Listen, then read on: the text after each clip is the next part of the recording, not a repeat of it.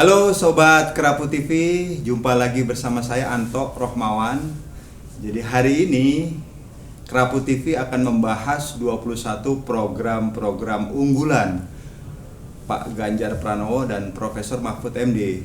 Nah, terkait hal itu Kerapu TV membuat sesi podcast-podcaster untuk menjelaskan, membahas tentang 21 program-program tersebut. Nah, hari ini saya sudah ditemani oleh seorang pakar. Beliau adalah Pak Haryadi Himawan.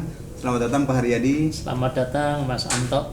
Terima kasih sudah hadir Pak di studio. Terima kasih Kerapu juga TV. Saya diundang di sini. Pak Haryadi ini beliau sebagai seorang rimbawan Indonesia. Nah Pak, izin Pak, boleh nggak Pak teman-teman pemirsa Kerapu TV itu dijelaskan Pak Ya. siapakah Pak Haryadi ini? Ya, terima kasih Mas Anto.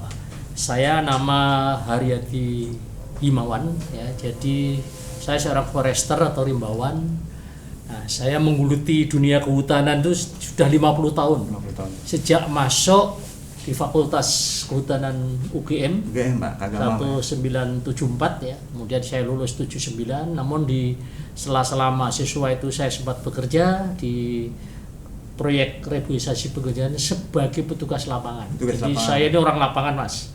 Nah, kemudian saya lulus, saya masuk ke waktu itu Direktorat Jenderal Kehutanan, yang kemudian jadi Departemen Kehutanan. Perjalanan karir saya juga merangkak dari bawah.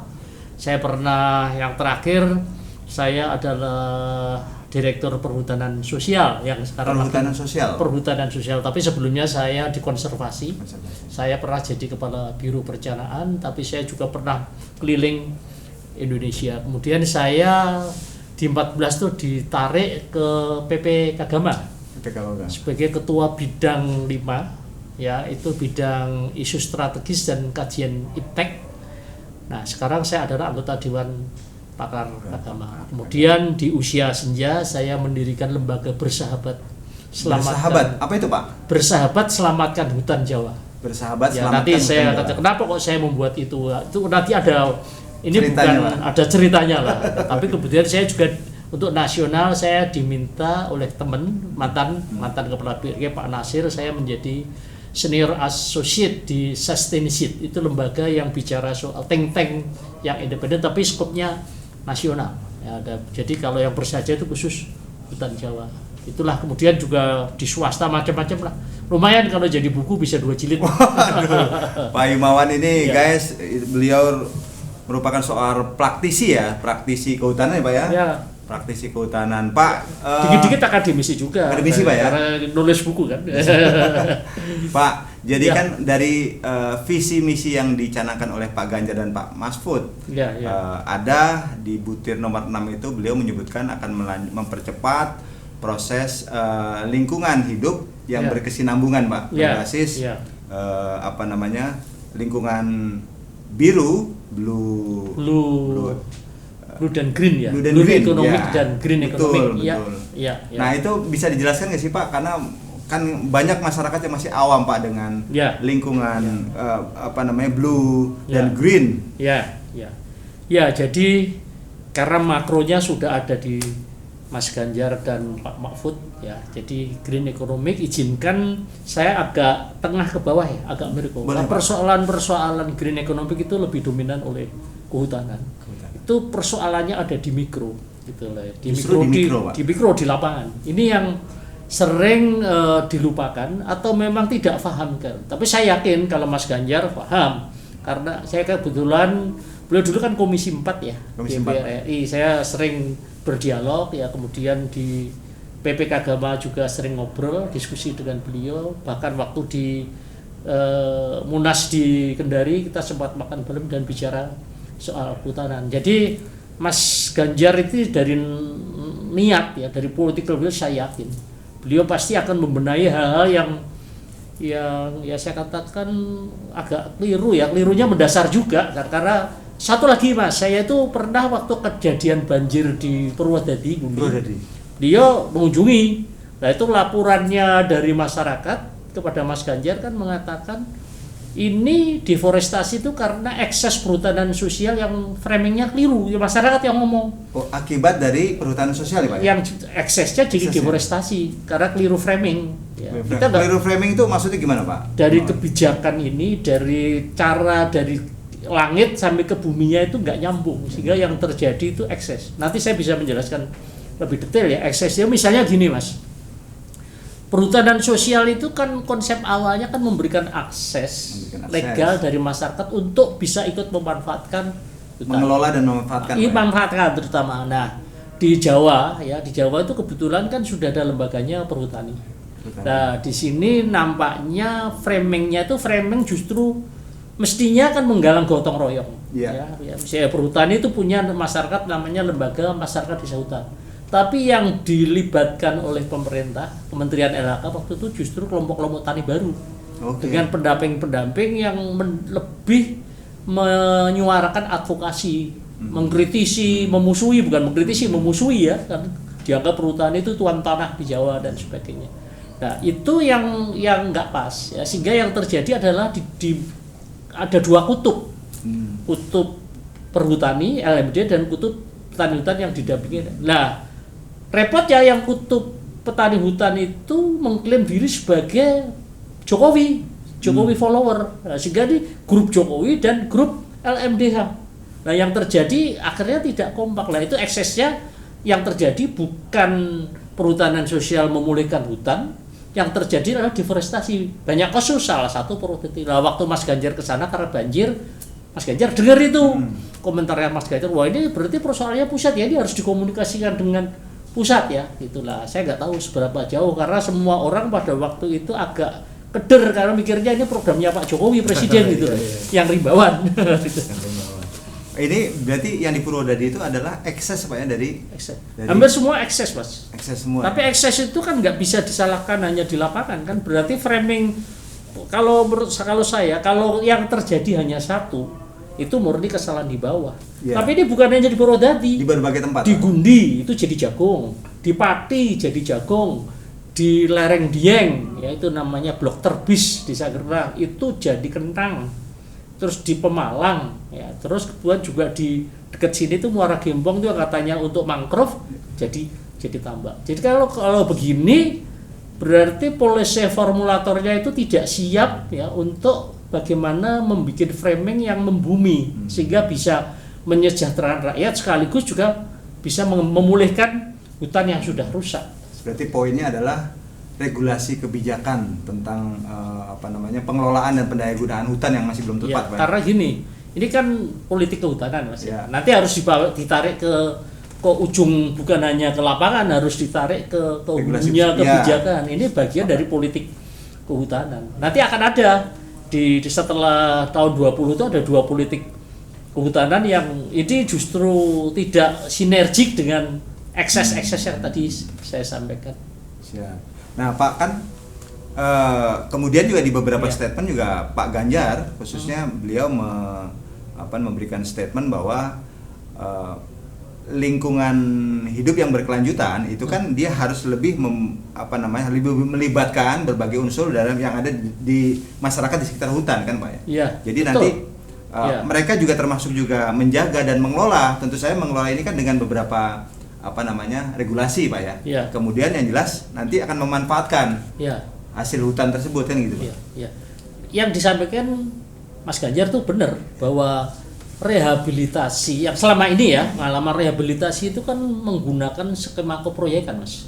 Keproyekan itu dalam arti pemerintah memborongkan ya. Jadi rakyat itu hanya sebagai pekerja.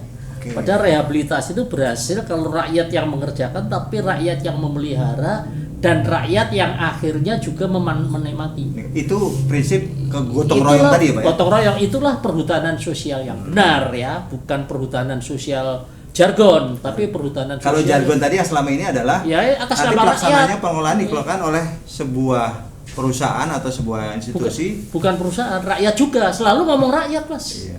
Perhutanan sosial era Pak Jokowi selalu ngomong rakyat. Tapi prakteknya rakyat yang mana? Karena rakyat itu itu karena kelompok-kelompok yang artinya kelompok yang baru, yang baru yang sementara kelompok yang lama dianggap justru perusak. Padahal ini kan sebetulnya ini adalah soal komunikasi. Kalau itu didekati dengan gotong royong, mestinya masyarakat itu semua dirangkul, bukan dipisah-pisah kan seperti itu. Baik. Pak, kemudian beberapa waktu lalu kan kita pernah dengar tuh Pak ya, ada istilah panen bencana Pak. Ya. Panen bencana itu bencana hidrometeorologi Pak. Itu apa sih Pak sebenarnya Pak? Itu kelihatannya mengkhawatirkan Pak, tapi kita belum paham Pak. Ya, gini. Jadi kita tahu hutan itu kan punya multifungsi. Ya, jadi bukan hanya penghasil kayu ya, penyedia lahan, tapi dia juga sebagai jasa pengatur tata air. Sederhananya gini, kalau hutannya bagus, itu air dari hutan itu kan langsung meresap ke dalam tanah. Nah, kalau hutannya gundul, itu akan mengalir ke permukaan, akan mengikis. Nah, mengikis itu akhirnya pertama ya, akhirnya itu meluber ke sungai. Sungai tidak mampu menampung, atau erosi itu lapisan tanahnya juga mengalir ke sungai, sungai jadi dangkal sehingga terjadi banjir. Nah, banjir itu akhirnya yang menimbulkan kerugian kan, itu salah satu contoh. Keduanya juga kesuburan. Ya, kalau sudah lapisannya tanah terkikis, ya sudah kayak kasus di Dieng Kentang itu mereka sudah tergantung pada pupuk, dan itu yang umurnya paling hanya 10 tahun. Itu salah satu dari dampak itu Pak ya? Itu hidrometeorologi. Ini belum dikaitkan dengan yang sekarang lagi seksi secara global itu krisis iklim. Krisis iklim itu kalau Jawa bayangin, yang manageable ya, hutannya itu terjangkau oleh manajemen karena banyak kelembagaan itu kan sampai ke akar rumput ya, di lapangan ada. Yang relatif sebenarnya lebih mudah mengendalikan. Itu aja deforestasi, apalagi yang di luar Jawa kan gitu. Nah, ini bisa dibuktikan dengan perkembangan tutupan hutan. Nah, tutupan hutan semakin berkurang, daya serap karbon semakin berkurang, maka janji kita kepada global akan mengurangi deforestasi, mengurangi emisi. Jadi tidak nyambung ini. Itulah ini yang saya katakan. Jadi hidrometeorologi itu nanti akan meluas sampai persoalan krisis iklim. Ya tadi, kenapa Jawa yang kecil, yang sempit, yang organisasi sudah tertata, ada murat-marit, apalagi yang di luar Jawa. Gitu. Pak, tadi Bapak nyebut yang di Pulau Jawa itu sudah tertata sebenarnya Pak ya? Sudah. Itu tertata dari, memang konsep penataan itu sudah ada dari sejak kapan itu Pak? Sejarah Jawa itu juga panjang sejarahnya. Tapi singkatnya, Belanda sendiri juga belajar. Ya, itu mulai tertata itu setelah mulai dari 1850, kemudian mendatangkan ahli-ahli Jerman, salah satu tokohnya namanya Bruinsma, itu tertata mulai tahun 900 itu tertata. Itu pilot projectnya di Jawa Pak? Memang Jawa, karena memang Jawa itu ditata sehingga termasuk organisasinya, kelembagaannya, kulturnya dan sebagainya. Ya, waktu itu, nah kemudian kan terus zaman Jepang terjadi chaos, biasalah ya 3 tahun. Terus ganti Merdeka. Merdeka itu namanya Jawatan Kehutanan meneruskan zaman Belanda. Nah, itu berlanjut, itu masih belum sempat membangun hutan. Nah, waktu itu kan era Bung Karno itu kan masih terlalu sibuk dengan urusan politik ya, kabinet segala. Kemudian setelah tahun 59 Bung Karno menerbitkan dekret presiden, itu kan akhirnya Bung Karno menjadi eksis. Disitulah Bung Karno mendirikan Perum Perhutani tahun 61. Jadi Bung Karno waktu itu gini, terus terang ada rebutan. Golongan kiri ya, saya sebut aja PKI. Ya. Golongan kiri itu ingin hutan itu ya sudah diperlakukan seperti lahan biasa. Nah, tapi kelompok nasionalis waktu itu kan ada 2 partai kuat. PNI itu menghendaki karena ini Jawa ini hutannya tinggal sedikit dan pulaunya padat penduduk.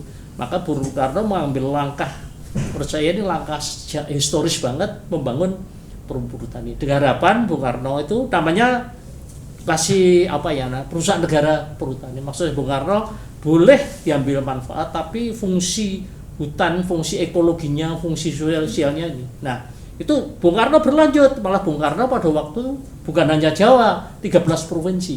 Ya kan, berjalan terus ganti pemerintahan kan pasca 65 itu Jawa lanjut. Tapi zaman era Pak Harto yang di luar Jawa itu dicabut tahun 71, yang diberlakukan seperti HPH yang rendah. Itu sekarang terlihat bahwa langkah Bung Karno ini benar, karena hutan Jawa itu sekarang yang berstatus hutan negara kan sekitar 3 juta. Itu yang bertutupan hutan ya memang sebenarnya ngeri ya, sekarang sekitar 2.200.000-an berapa itu loh. Jadi, tapi kalau kita bandingkan luar Jawa coba, Sumatera itu dulu rimbun, sekarang 28%. Jawa pun sebetulnya prihatin karena sekarang itu tutupan hutan negara ya, karena ada hutan negara, ada hutan hak.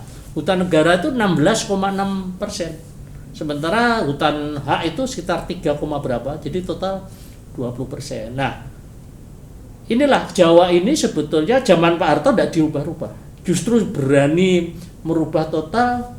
Artinya di zaman era Presiden Soeharto itu masih tidak berani merubah yang untuk Jawa, yang dirubah yang luar Jawa.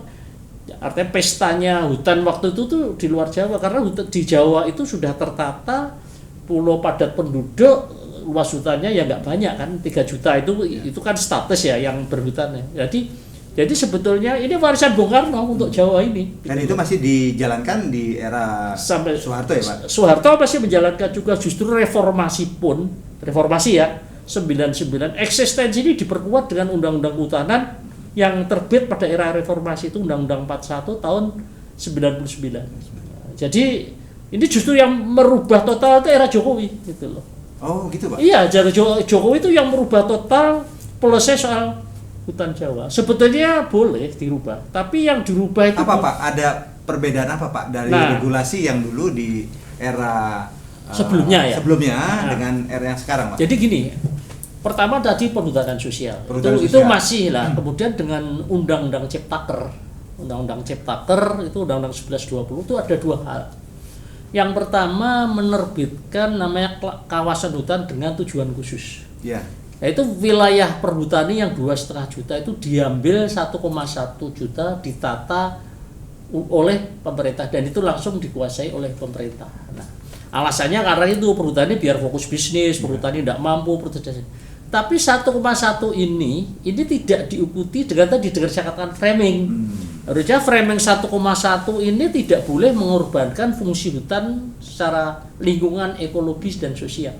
Nah, tapi ini tidak. Nah, ini bukti, ini baru perhutanan sosial kan baru kalau mulai 17 sampai sekarang 7 tahun ya.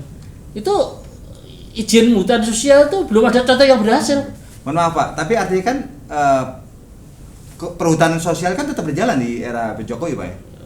Sekarang stuck. Tapi stuck ya? Stuck, karena banyak deforestasi, kemudian banyak protes ya. Nah, inilah yang saya berharap nanti Mas Ganjar akan melanjutkan, tapi dengan pembenahan total. Tidak boleh copy paste dengan yang ada sekarang. Itu satu perhutanan. Kedua, ini yang juga ngeri. Ini soal tutupan hutan. Dulu itu kan ditentukan di dalam Undang-Undang Nomor 5 yang diperkuat Nomor 5/67 itu Undang-Undang Kehutanan setelah era kemerdekaan ya. Nah, setelah reformasi itu diperkuat bahwa dengan Undang-Undang 41 bahwa tutupan minimal untuk das dan pulau itu 30% tutupan minimal. Bukan 30% kalau dicari 30 alasan ya, tapi pendahulu waktu itu kan tidak mau gegabah. Tidak bisa karena belum tahu, terus bahkan pakai angka konservatif. Nah, sementara sekarang angka saya katakan tutupan hutan di Jawa kan tinggal 20%. Itu termasuk hutan yang rakyat. Nah, dengan penghapusan 30% ini kan menjadi pertanyaan. Alasan apalagi kalau kita kaitkan ini dikaitkan dengan Ciptaker toh. Ciptaker itu kan untuk lapangan kerja. Apa hubungannya gitu loh. Berarti seakan-akan memutihkan, membenarkan hutan yang sudah di bawah 20% ya udah nggak ada apa-apa karena sekarang undang-undang juga mengatur seperti ini. Ini menurut saya gini, ini political kehutanan era Jokowi ini harus diimbangi dengan teknokratis yang sangat kuat yang tidak boleh menjadi membenarkan. Nah, biasanya kan gitu Pak.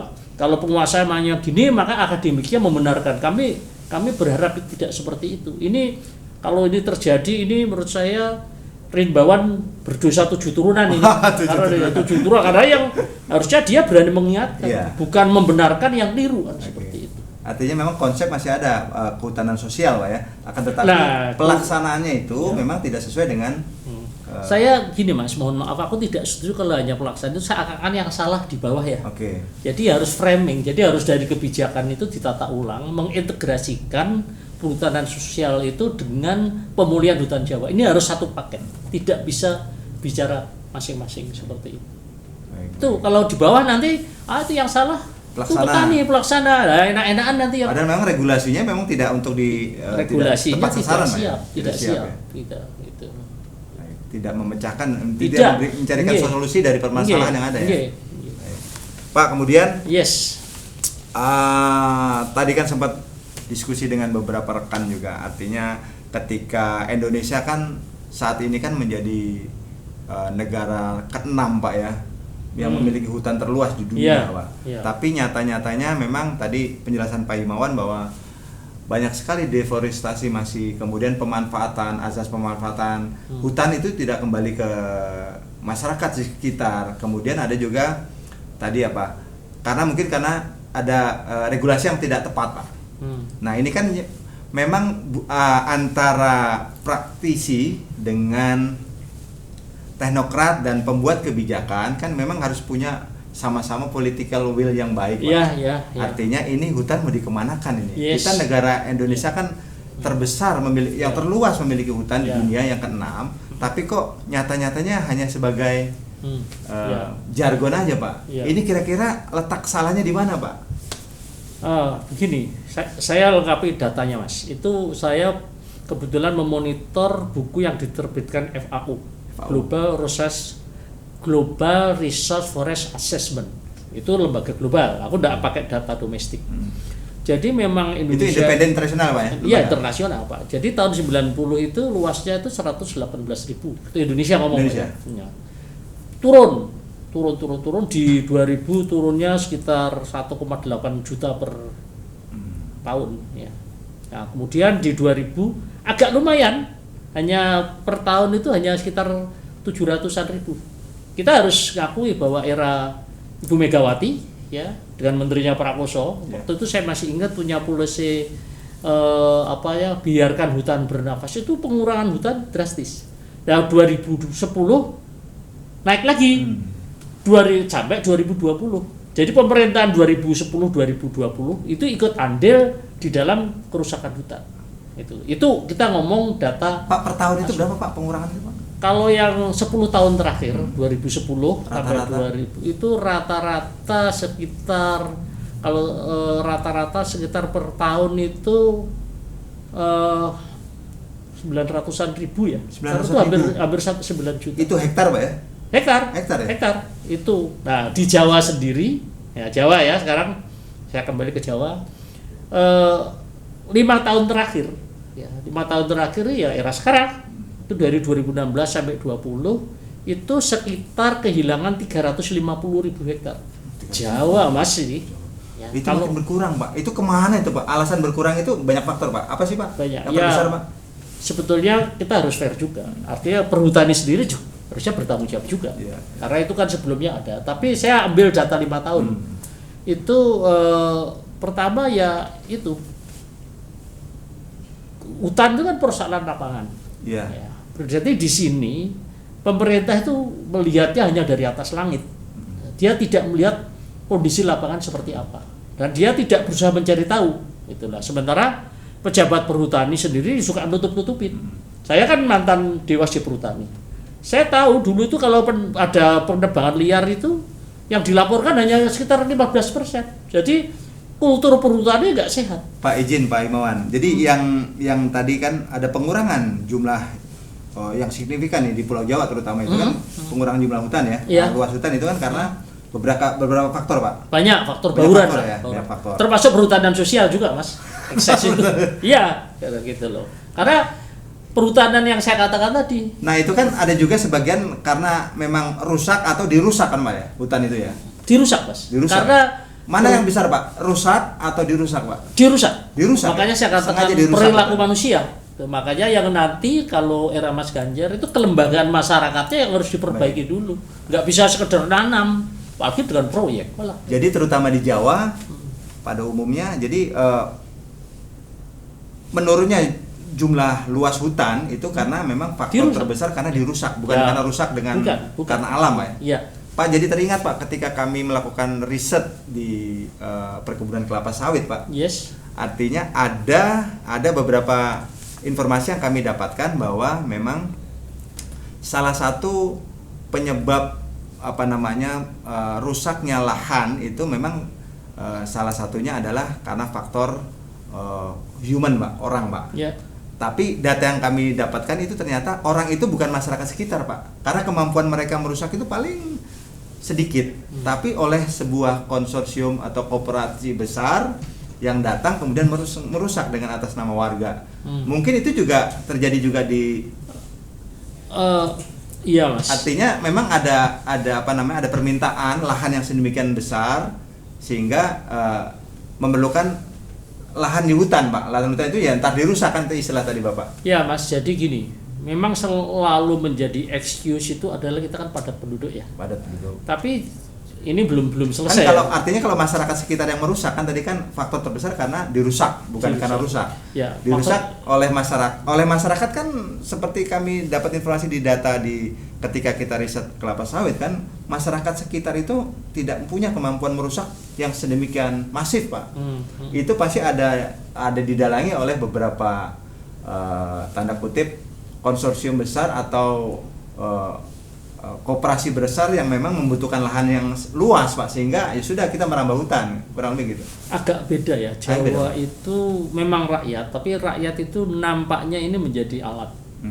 Jadi di belakangnya alatnya siapa, Pak? Ya gini, indikasinya gini, Mas, kayak misalnya gini, kentang ya, kentang itu kan tidak berhenti sampai panen kan, ada hilirnya kan. Yes. Ya, saya tidak berani menuduh larinya kemana penanamnya.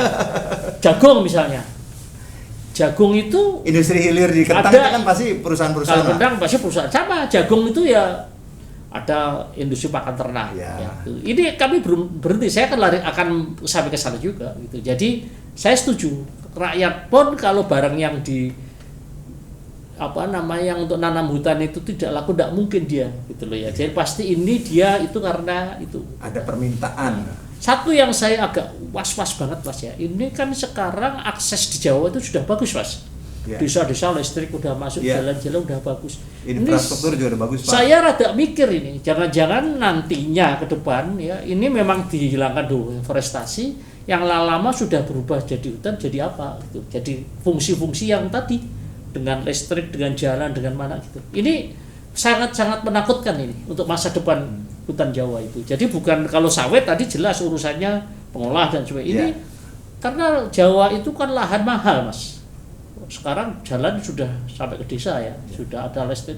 Jadi areal Jawa itu akan menjadi barang seksi gitu loh. Ini termasuk sebagian area hutan. Mungkin bisa aja masuknya lewat perhutanan sosial, nanti di belakangnya ya ditumpangi. Makanya political di sini itu sangat menentukan. Yang akan menentukan ya nanti pemimpin Indonesia itu ke depan seperti apa. Kalau pemimpinnya oportunis ya salam bener ini kan. Baik. Nah ini kan juga kalau dalam visi misi Pak Ganjar yang ke-6, Pak Butir ke-6 itu kalau saya nggak salah itu kan beliau juga kan mencanangkan bahwa akan mempercepat lingkungan hidup berkelanjutan, Pak. Yang tadi green dan blue, Pak. Nah itu kan artinya ada political will yang baik dari Pak Ganjar dan Pak Profesor Mahfud bahwa ini hutan ini aset Indonesia yang menjadikan Indonesia urutan ke-6 terluas memiliki hutan kan itu. Akan tetapi memang pada saat ini faktanya memang belum maksimal, Pak. Pengelolaannya dan bukan tadi Pak Dedi bilang bukan pelaksanaan di lapangannya kan gitu, karena memang framing policy dan artinya kebijakan di atas yang perlu diperbaiki, yang harus memang solusi terhadap permasalahan kan itu, dengan prinsip tadi perhutanan sosial dan gotong royong. Nah Pak, kira-kira Pak dalam visi misi yang dilakukan Pak Ganjar itu memang kan membutuhkan dukungan semua pihak, Pak. Ketika beliau menjadi presiden pun, apakah ada gini, Pak?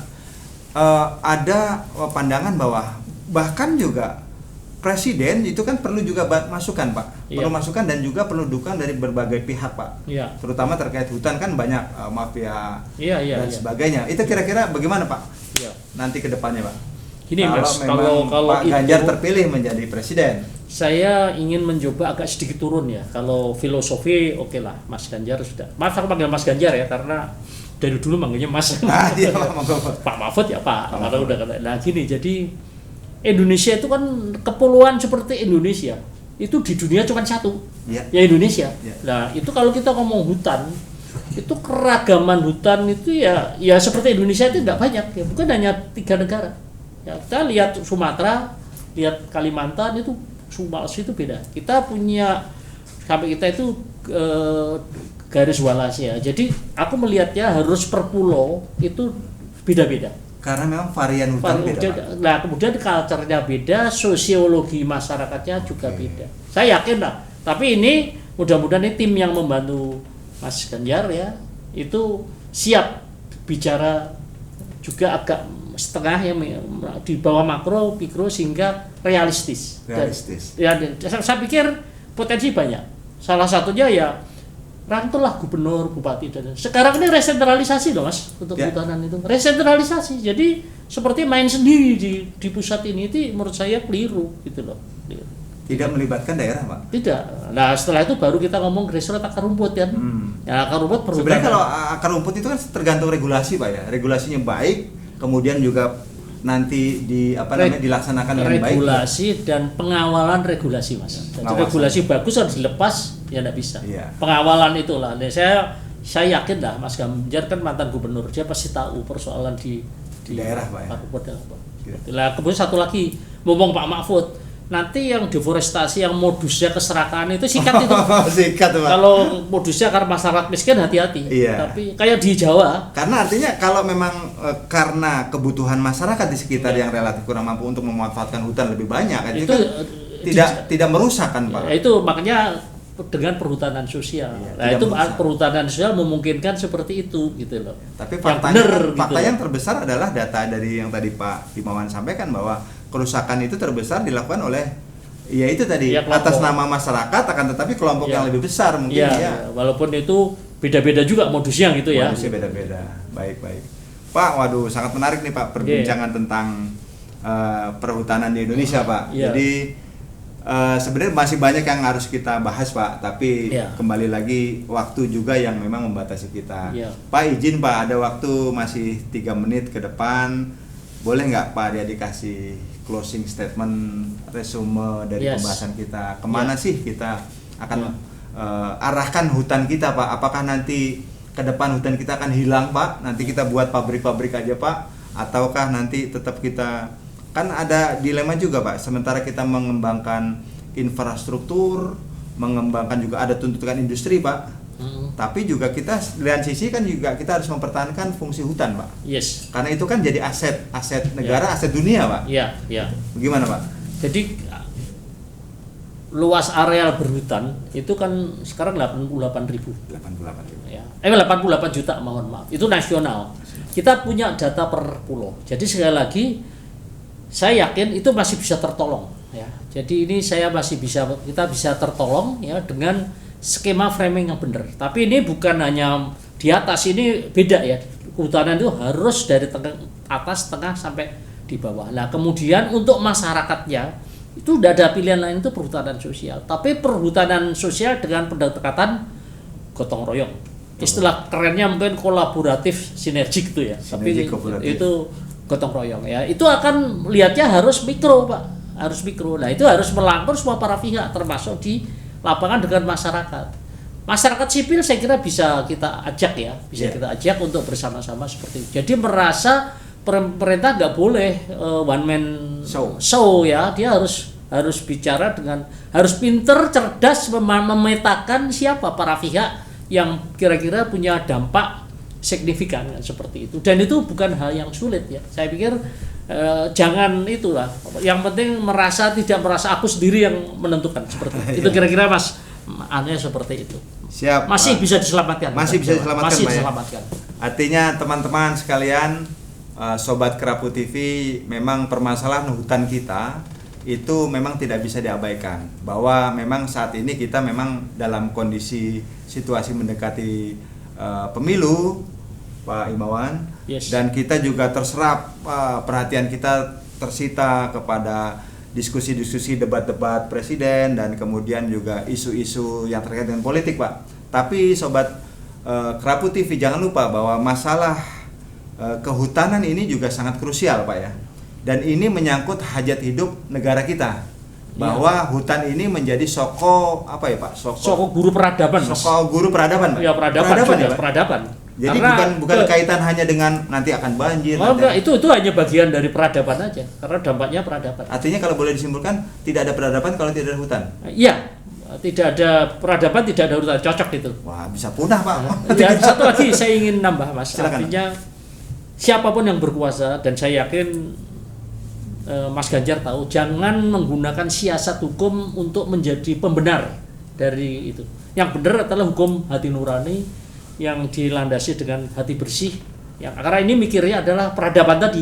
Peradaban menyangkut sekian juta rakyat Indonesia. Jadi jangan menggunakan siasat hukum.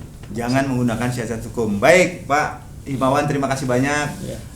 Banyak masukan yang kita dapat, Sobat Kerapu TV. Jadi paling tidak dalam visi misi Pak Ganjar dan Pak Mahfud juga disebutkan bahwa beliau ketika terpilih nanti akan melakukan